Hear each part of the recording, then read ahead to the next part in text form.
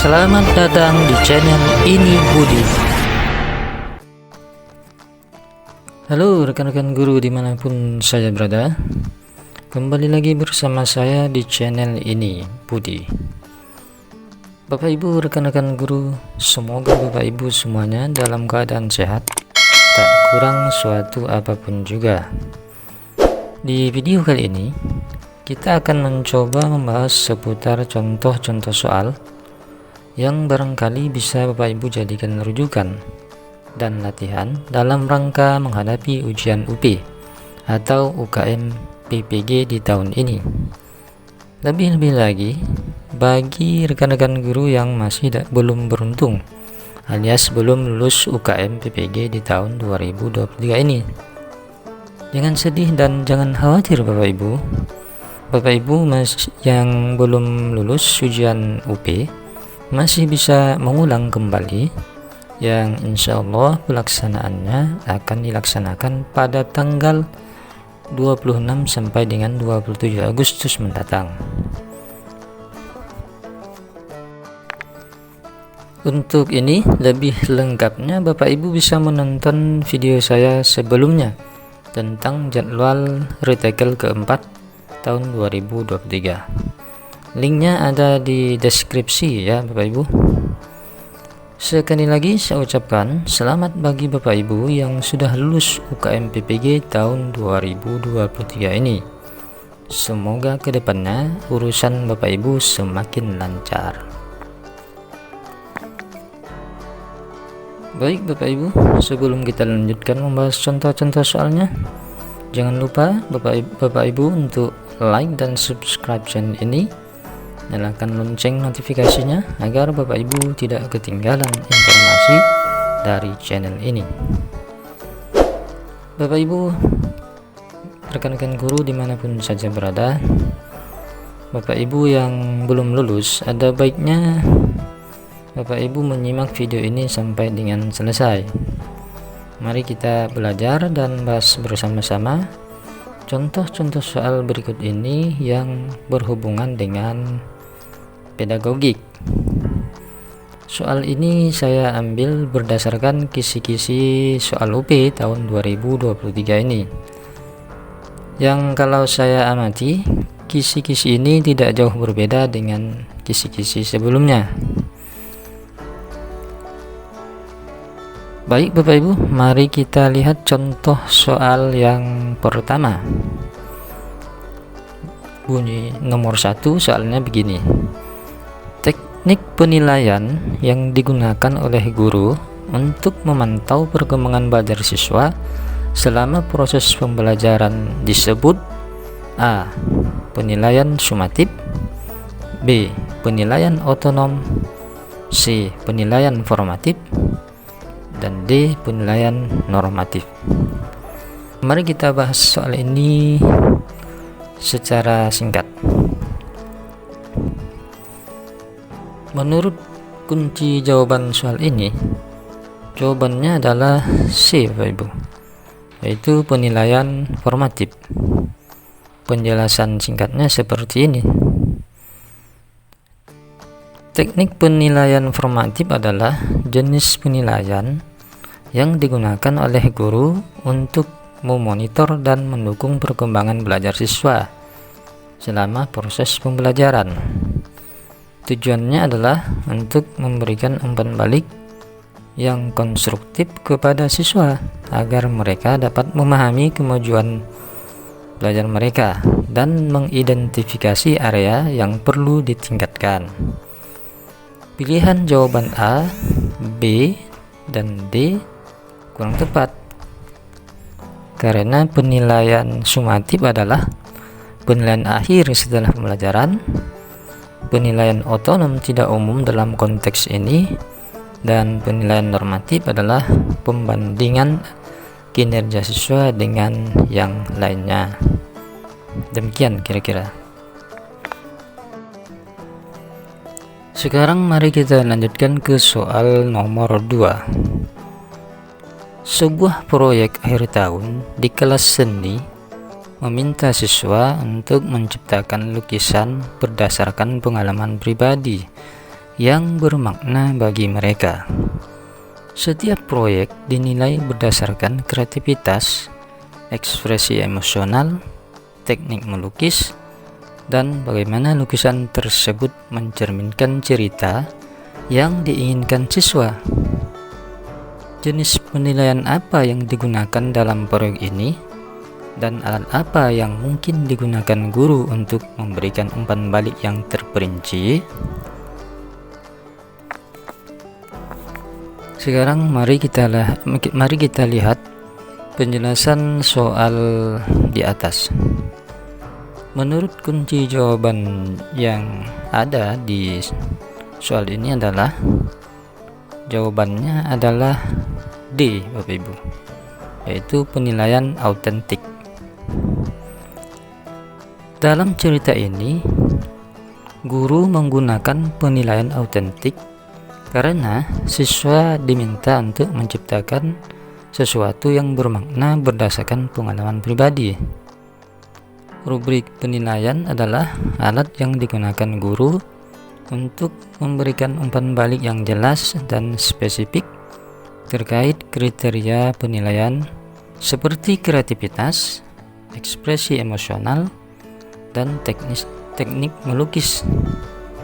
Pilihan A, B, dan C tidak sesuai dengan konteks cerita ini. Jadi jawabannya adalah D, yaitu penilaian autentik. Nah, demikian penjelasan soal yang nomor 2 ini.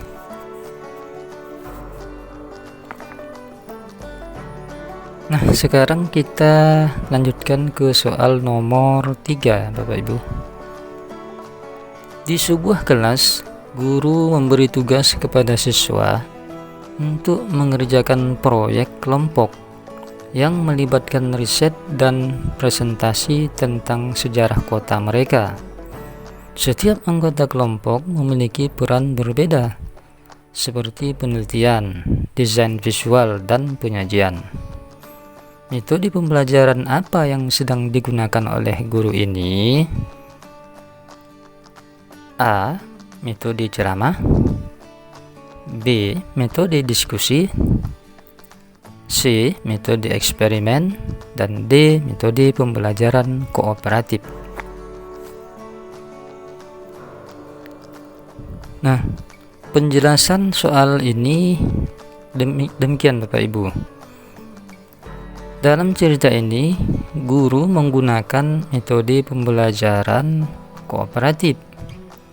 Siswa bekerja dalam kelompok untuk menciptakan dan mempresentasikan proyek bersama-sama yang mendorong kolaborasi, komunikasi, dan tanggung jawab kelompok. Pilihan A, B, dan C tidak sesuai dengan deskripsi situasi ini. Jadi jawaban untuk soal ini adalah D, ya Bapak Ibu, yaitu metode pembelajaran kooperatif. Sekarang kita lanjutkan lagi ke soal berikutnya. Seorang guru sains memberi siswanya sebuah pertanyaan terbuka tentang efek rumah kaca terhadap perubahan iklim. Siswa diminta untuk melakukan riset, mengumpulkan data, dan mengajukan hipotesis mereka. Setelah itu, mereka berkolaborasi untuk mencari solusi berdasarkan temuan mereka. Nah, metode pembelajaran apa yang digunakan dalam situasi ini? Pilihannya A. Metode demonstrasi, B. Metode ceramah, C. Metode pembelajaran inquiry, dan D. Metode simulasi. Berdasarkan kunci jawaban soal ini, jawaban yang benar adalah C, ya Bapak Ibu, yaitu metode pembelajaran inquiry. Penjelasannya bahwa guru menggunakan metode pembelajaran inquiry, siswa didorong untuk aktif berpartisipasi dalam eksplorasi dan penyelidikan terhadap pertanyaan yang terbuka. memungkinkan mereka untuk mengembangkan keterampilan penelitian, kritis, dan kolaboratif. Jadi pilihannya adalah jawaban yang C, metode pembelajaran inquiry. Sekarang lanjut ke soal nomor 5. Bunyi soalnya, seorang guru menyadari bahwa salah satu siswanya kesulitan dalam memahami materi pelajaran.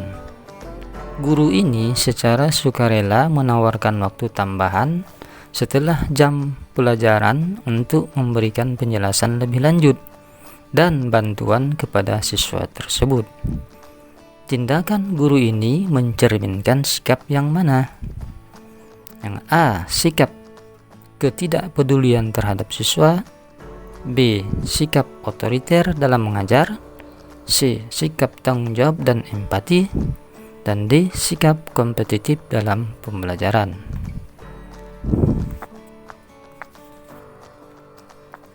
Di sini, pilihan jawaban yang tepat adalah C, yaitu sikap tanggung jawab dan empati.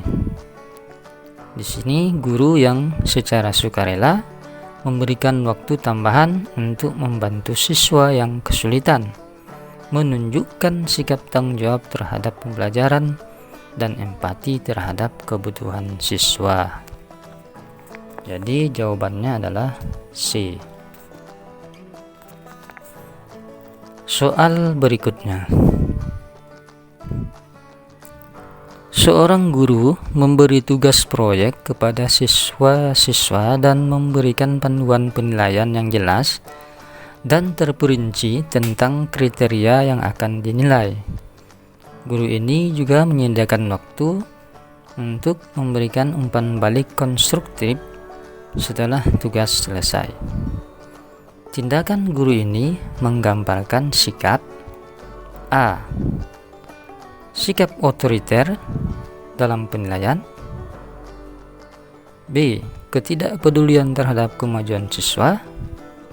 C, sikap tanggung jawab dalam memberikan umpan balik. D, sikap kompetitif dalam penilaian. Penjelasan soal ini adalah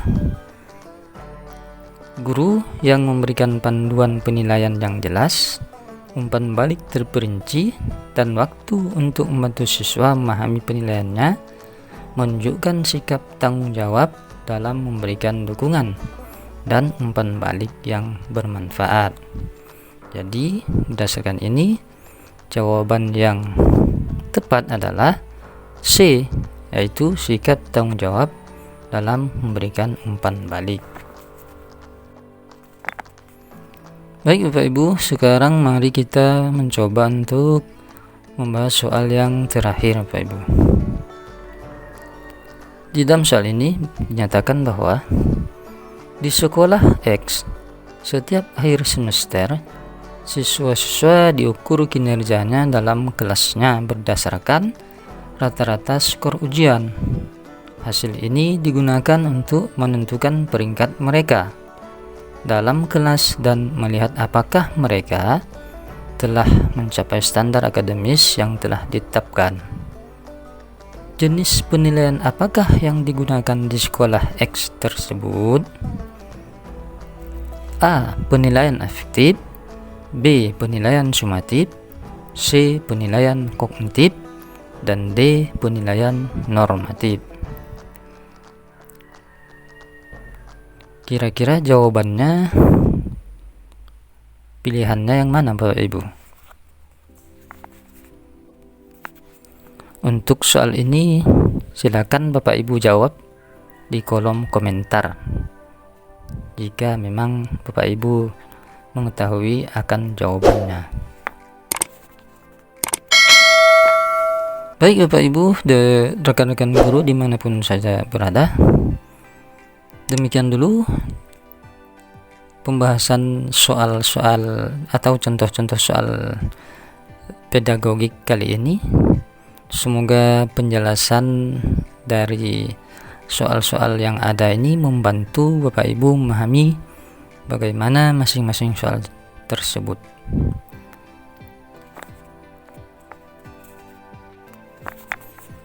Akhirnya, semoga contoh-contoh soal ini dapat bermanfaat bagi Bapak Ibu semuanya. Paling tidak bisa memberikan gambaran soal tentang pedagogik yang diujikan nantinya. Akhir kata, jangan lupa untuk like dan subscribe channel ini agar Bapak Ibu mendapatkan informasi dari channel ini secara berkala. Akhir kata, mohon maaf jika informasi kali ini dirasa kurang dari saya. Saya akhiri, wassalamualaikum warahmatullahi wabarakatuh.